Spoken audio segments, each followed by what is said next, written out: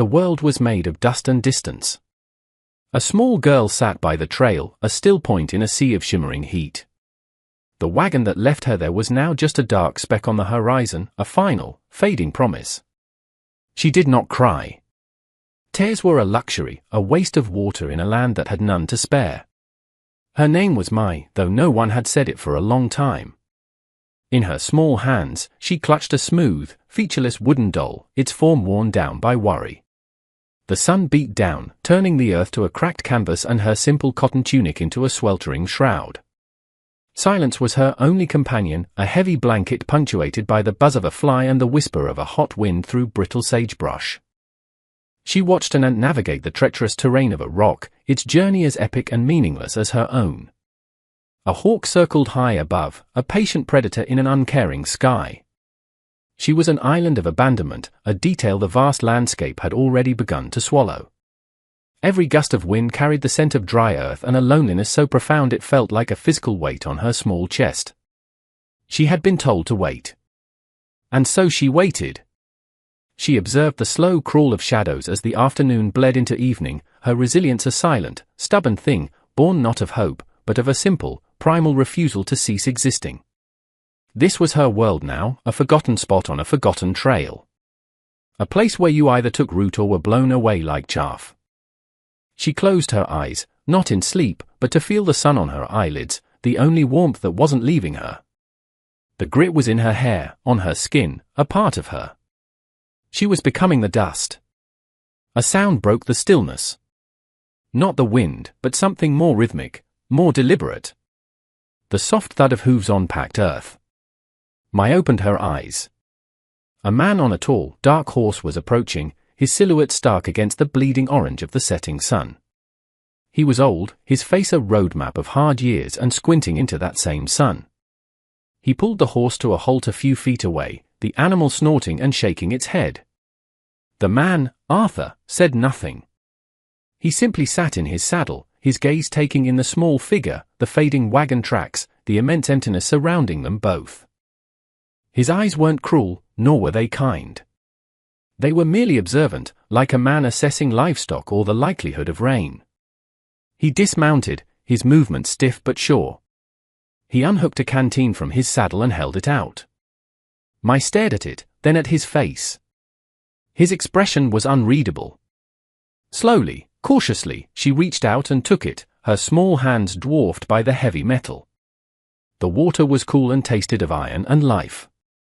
She drank deeply, then handed it back. He took it, capped it, and returned it to its place. A long, heavy silence stretched between them, filled only by the horse's breathing. He looked at the horizon one last time, a deep sigh escaping his chest, a sound of profound weariness. He had seen this story before. He turned his gaze back to her, and for the first time, there was a flicker of something other than observation in his eyes. It was resolve. "You're coming with me," he said.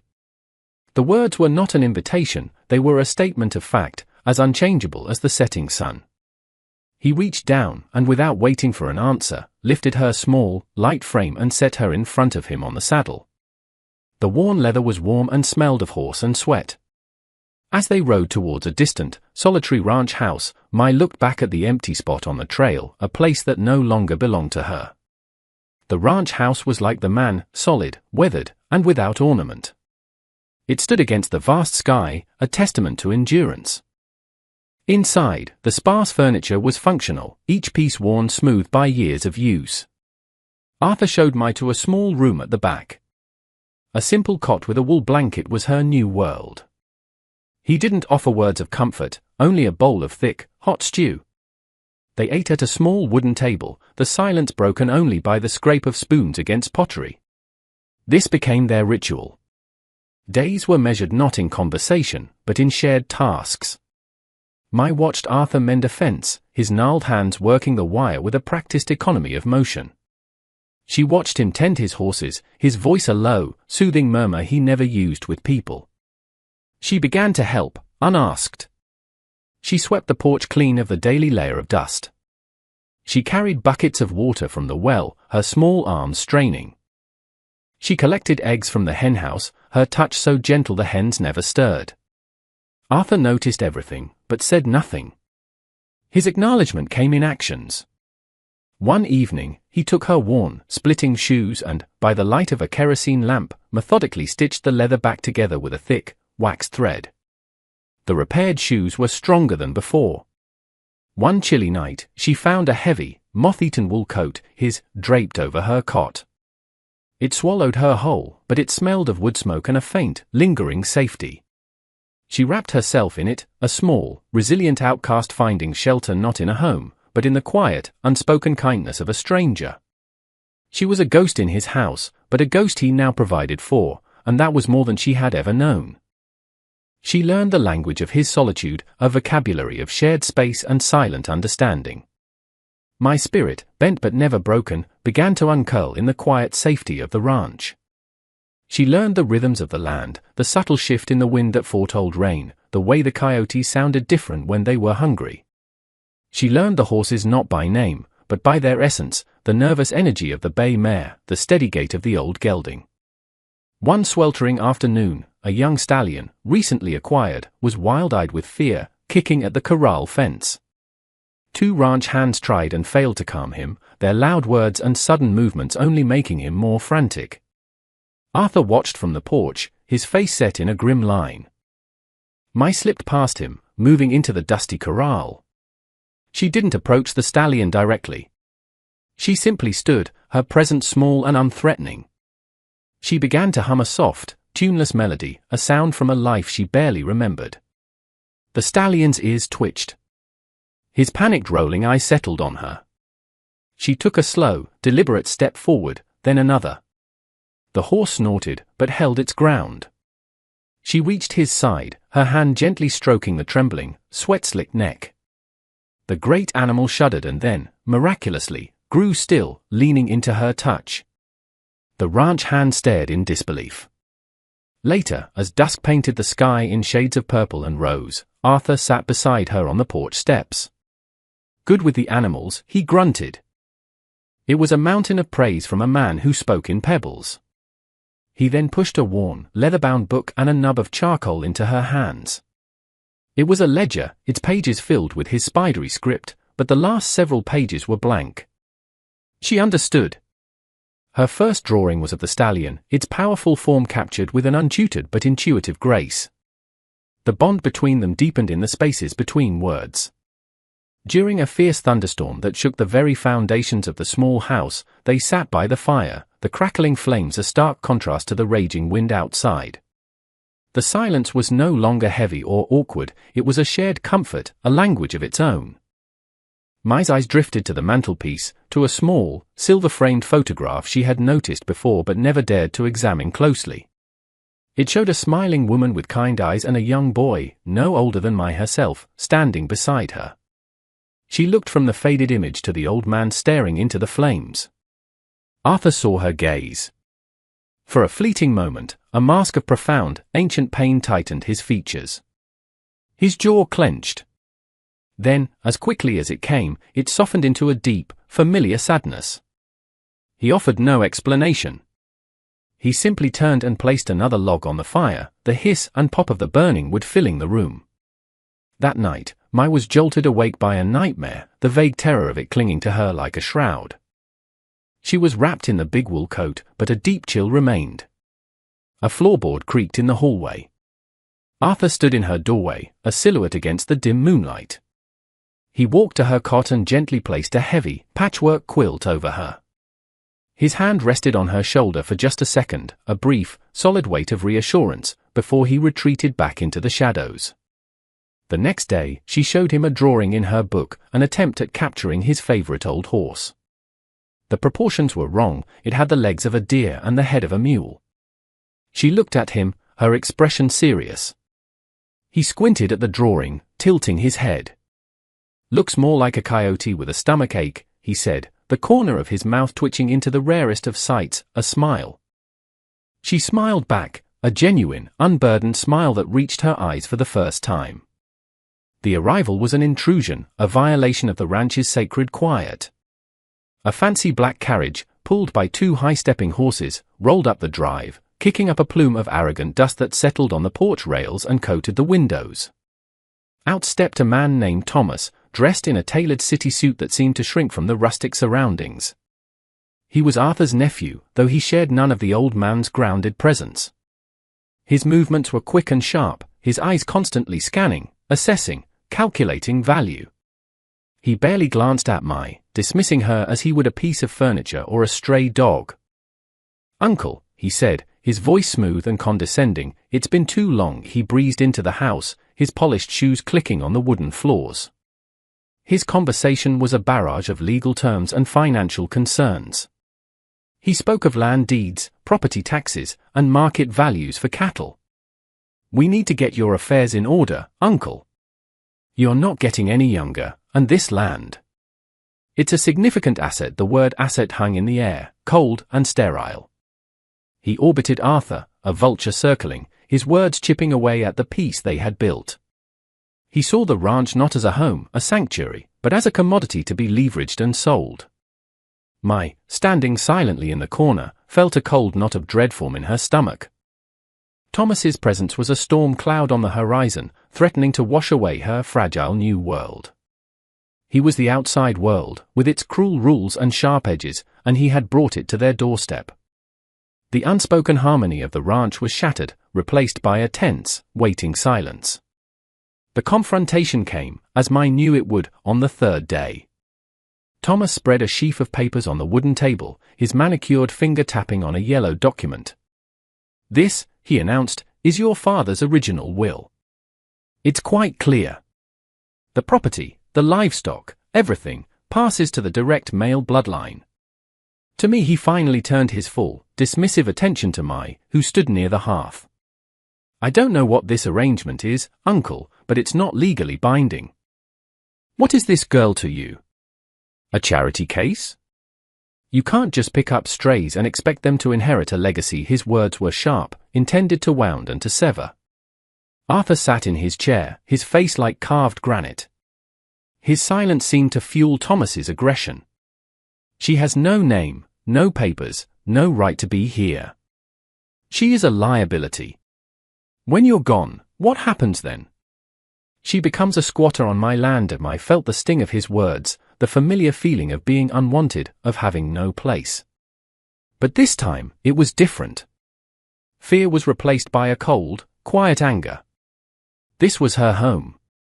This man, with his fancy clothes and legal papers, did not understand the land, did not know the soul of the place. She looked at Arthur, saw the weariness in his eyes, the slight tremor in his hand. The fight was draining him. She would not let this stranger break him. She straightened her small back, and instead of retreating into the shadows, she took a step forward, placing herself not behind Arthur, but beside him. A silent declaration. A united front. Thomas let out a short, derisive laugh. "Look at that. A little watchdog. What can she do? She doesn't even belong here." The challenge was made, a line drawn in the dust of the quiet house. Thomas believed his victory was assured, a simple matter of law and inheritance. He saw an old man and a nameless child. He failed to see the strength that had taken root in the arid soil of the ranch. While Thomas continued his monologue about titles and lineage, Mai slipped out of the house. The air outside was clean and honest. She walked directly to the corral where the wild stallion stood. The horse saw her and trotted over, nuzzling its head against her shoulder. She took hold of its manet, and with no need for a bridle or saddle, led the powerful animal to the front of the house, where it stood as calm as a lamb. She tethered it loosely to the porch rail and went into the barn, its familiar scent of hay and leather a comfort. She returned not with a weapon, but with another document. A single sheet of paper from Arthur's desk, folded neatly. It was a new deed, drawn up by the circuit judge months ago. She couldn't read the dense legal language, but she had watched Arthur sign it, his hand steady and deliberate. And at the bottom, below his signature, was her own name, painstakingly copied by her own hand, Mai. She walked back into the tense room and stood before her accuser. She held the paper out to Thomas. Her gaze was level, her hand unwavering. This was her claim. Not one of blood, but of belonging. Of care. Arthur watched her, and a slow, proud light filled his tired eyes. He rose from his chair, his strength seemingly drawn from her courage. He placed a hand on her shoulder and faced his nephew. His voice, when he finally spoke, was low and clear, carrying the weight of the land itself. "The land belongs to those who care for it," he said, his eyes never leaving Thomas's. "She cares for it." "It's hers." Thomas stared, dumbfounded, at the girl, the old man, and the paper, his legal arguments turning to ash in his mouth. Defeated by a force he could not comprehend, Thomas gathered his papers and left without another word. The clatter of his departing carriage was a sound of relief, and as the dust settled, the quiet rhythm of the ranch returned, stronger and more resonant than before. The confrontation had not broken them, it had forged them. Mai was no longer a shadow or a guest. She was the future. The seasons turned, rolling across the plains in waves of green, then gold, then white. Mai grew with them, her limbs lengthening, her knowledge of the land deepening until it was as much a part of her as her own heartbeat. She learned to read the clouds, mend the fences, and birth a foal in the dead of a winter's night. She rode beside Arthur, her silence now a comfortable companionship, their bond unbreakable. The ranch thrived under their shared stewardship. One evening, as they sat on the porch watching the sun dip below the horizon, she was mending a tear in the old wool coat, her coat now, its fabric a patchwork of memories and repairs. The question had rested in her heart for years, a silent, wondering thing. "Why?" she asked, her voice soft. "That day, on the trail. Why did you stop for me?" Arthur didn't look at her. He kept his gaze on the vast expanse of land, his land, her land.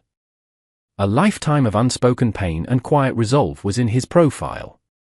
He was silent for a long time, the wind carrying the only sound.